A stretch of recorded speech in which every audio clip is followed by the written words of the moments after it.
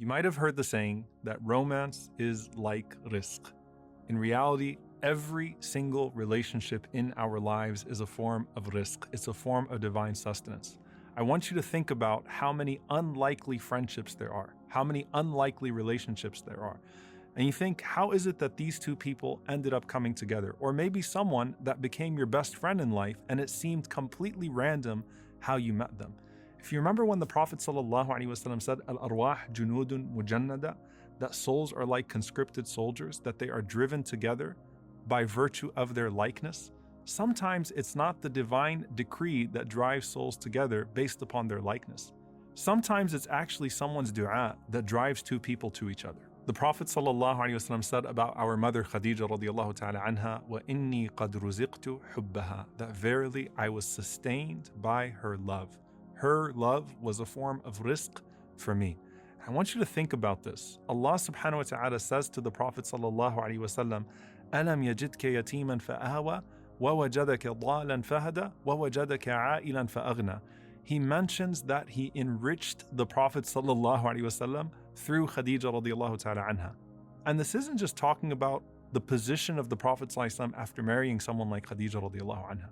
I want you to think about what Allah inspired in Khadija radiallahu ta'ala anha before the Prophet ﷺ even received revelation, to where she saw something in him before other people would see in the Prophet ﷺ what they would see in him.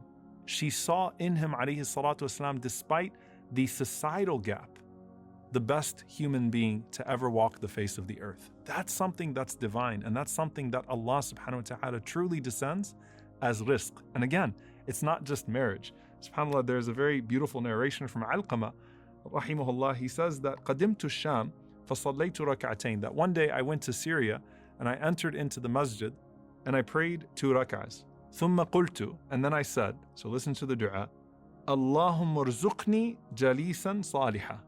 Oh Allah, grant me a righteous companion. So this is actually a dua. اللهم ارزقني جليسا صالحا. Oh Allah, grant me a righteous companion. So he said, فَأَتَيْتُ قَوْمًا فَجَلَسْتُ إِلَيْهِمْ. So I came to a group of people in the masjid and I sat with them. And he said, فَإِذَا شَيْخٌ قَدْ جَاءَ حَتَّى جَلَسَ إِلَى جَنْبِي. And then he said, suddenly an old man came and he sat right next to me. So I said, Man hadha? Who is this? They said, that's Abu Darda radiallahu ta'ala anhu, who's literally one of the greatest scholars of the Sahaba of the Prophet sallallahu alaihi wasallam, who was the teacher of Ash-Sham. And it was on the basis of that dua. We have the famous story of the baker in the time of Imam Ahmad rahimahullah, who made dua to one day see Imam Ahmad. And Imam Ahmad rahimahullah gets kicked out of a masjid and dragged by his feet until he enters into the bakery in front of that man on the basis of that man's dua. Sometimes it's a dua that drives someone to you or drives you to someone, because realize it's not just your heart that has to click, it's someone else's heart that has to click. Now, subhanAllah, as you go through the different du'as that pertain to marriage, they're actually remarkably unspecific. What do I mean by that? Usually when people make dua for a spouse, they make dua for a very particular person and they are desperate for that person, because love can drive you crazy. So you're sitting there and you're saying, oh Allah, give me this person. And you're putting on the blinders. So like the opposite of istikhara, where you're trying to make the best decision, you're putting on the blinders to all the potential pitfalls. Maybe you're not even listening to people that are pointing out to you some potential problems, or it all seems to be just right. But the point is that you're so desperate for that person. And when you look through the du'as that we learn from the Quran and the Sunnah, they're actually not specific. They're actually very general. And that's for our best interest. And that's part of that tawakkul in Allah subhanahu wa ta'ala. And so of the greatest du'as for marriage is the one that we actually learned from Musa alayhi salam, where Musa alayhi salam is in Madian. And Musa alayhi salam has just escaped Egypt after a horrible mistake that he committed. And he is completely alone, abandoned, a fugitive, and has no idea what his next step in life is. And he does this small good deed, and then he rests under a tree, and he makes this famous dua to Allah subhanahu wa ta'ala, قَالَ رَبِّ إِنِّي لِمَا أَنزَلْتَ إِلَيَّ مِنْ خَيْرٍ فَقِيرٌ. He said, oh my Lord, indeed I am, for any good that you bestow upon me, very needy. Ya Allah, I need you. And he doesn't say what he needs from Allah subhanahu wa ta'ala, because the list is actually pretty long there. Safety, food. The last thing he's probably thinking about is a spouse, but that's actually the point.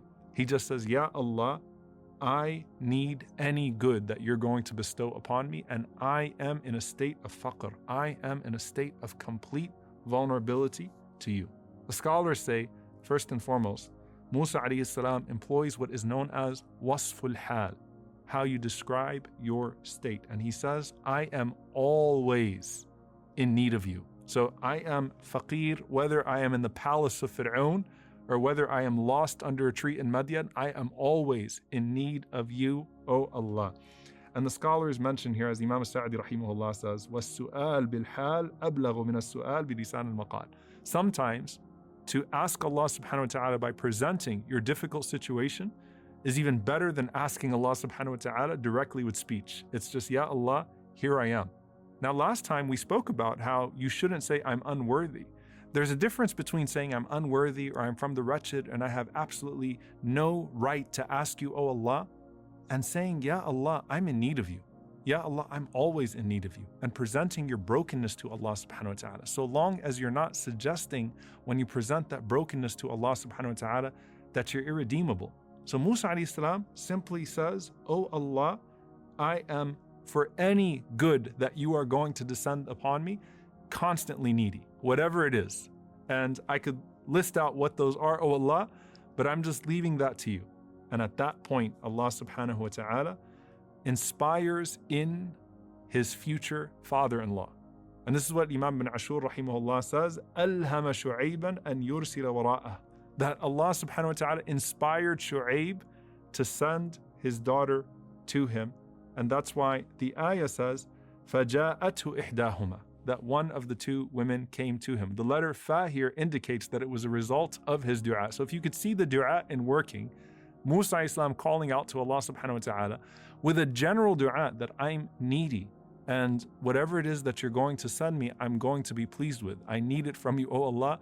And then suddenly the inspiration coming to the family of Shu'aib, and then this woman being sent towards Musa alayhi salam, and then finally Musa alayhi salam finding out of that miserable situation a beautiful marriage. This is all part of the decree of Allah subhanahu wa ta'ala. And so truly here, of the best du'as to ask Allah subhanahu wa ta'ala for a spouse is then this du'a, Rabbi inni lima anzalta ilayya min khayrin faqir. My Lord, indeed I am for any good that you bestow on me very needy.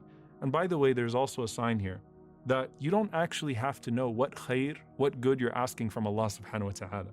You just have to know that you are delegating it to Allah subhanahu wa ta'ala. You don't even have to know what the way out is. You just have to know that Allah subhanahu wa ta'ala is capable of giving you a way out, and then trust Him to do so. And so sometimes we don't even know what we're specifically asking for, but we trust Allah subhanahu wa ta'ala with that ask. And so you have Khadija being driven to the Prophet sallallahu alaihi wasallam. You have Abu Darda radiallahu ta'ala anhu being driven to Alqamah. You have Shu'aib and his family being driven to Musa alayhi salam. These du'as that are being made for a good spouse, for a good companion. What about the du'a of someone who is divorced or widowed? This is where we look to Salama radiallahu ta'ala anha, who when her husband Abu Salama radiallahu anhu passed away, and he was one of the best companions of the Prophet sallallahu alaihi wasallam. Truly a remarkable man, an amazing human being. And Salama radiallahu anha thought to herself, how could I possibly have something or someone better than him?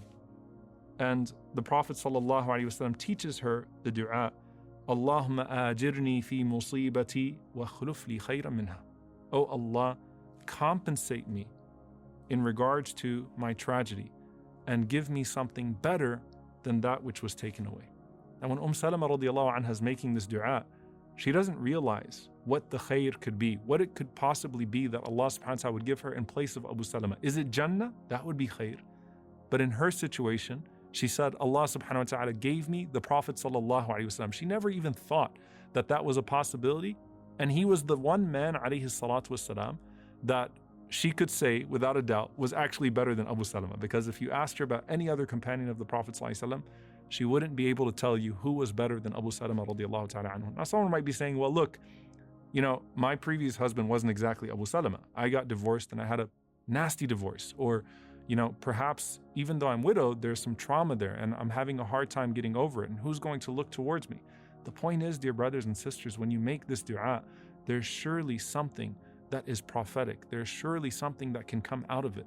And just like with every other dua we've covered so far, you're saying let the khair be in the hereafter or the dunya, and privileging the hereafter to the dunya, but knowing that Allah subhanahu wa ta'ala can give you both if that's best for you. So this is the dua for the single person in regards to Musa alayhi salam, the dua for one who is divorced or widowed in the case of Salama radiallahu ta'ala anha. And then finally, the dua that is comprehensive in this regard. رَبَّنَا هَبْ لَنَا مِنْ أَزْوَاجِنَا وَذُرِّيَّاتِنَا قُرَّةَ أَعْيُنٍ وَجَعَلْنَا لِلْمُتَّقِينَ إِمَامًا. O Allah, grant us from our spouses and children the coolness of our eyes, and make us imams, make us leaders for the pious. In this dua, it's important to mention that this is not just a dua that you make after you get married. This is a dua that you make, period. And it has to match up with your actual priority in regards to who you choose as a spouse. So you can't say, let us have in our spouses and our children the coolness of our eyes and people that are religious and people that are practicing, but then not really have that represented in your criteria for marriage. So that's one group of people, right? Like, let me make this dua, رَبَّنَا هَبْ لَنَا مِنْ أَزْوَاجِنَا وَذُرِّيَّاتِنَا قُرَّةَ أَعْيُنٍ. But you're not choosing people on the basis of the criteria of your dua. But for everyone else, when you're making this dua, just like every other dua, this is a Quranic dua, this is a beautiful dua, and it represents not just the desire for a companion, not just the desire for children, but it represents what would be driving you to make that dua in the first place, which is to increase, first and foremost, increase the obedience to Allah subhanahu wa ta'ala on this earth. Because the coolness of your eyes in marriage and the coolness of your eyes in your children should be to see people that are in the worship of Allah subhanahu wa ta'ala, then certainly to benefit from their companionship as well. But you keep on making that dua, whether you're married or you are not married, and certainly Allah subhanahu wa ta'ala will continue to bestow upon you as a result of it what you were seeking from that dua in the first place. But you don't have to be specific to have that blessed sustenance from Allah subhanahu wa ta'ala. Allah azza wa jal knows what and who is actually best for you in this life and in the hereafter.